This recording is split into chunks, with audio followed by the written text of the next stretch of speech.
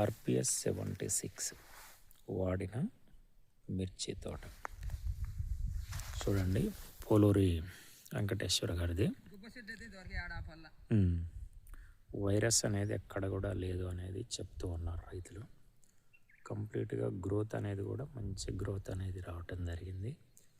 ఇది 35 రోజుల పైరు. చూడండి, మొక్క మంచి దృఢంగా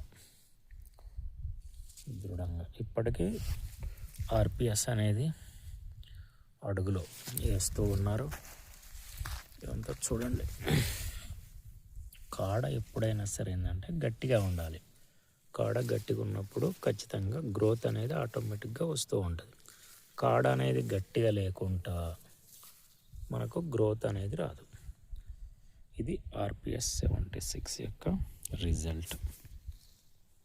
అది చూడండి, మొత్తం టోటల్గా ఆర్పిఎస్ రిజల్ట్.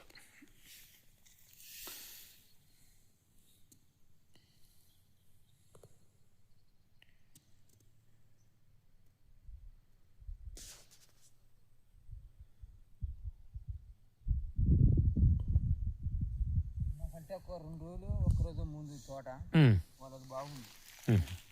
ఇంకా నరసమ్మ గారని అదే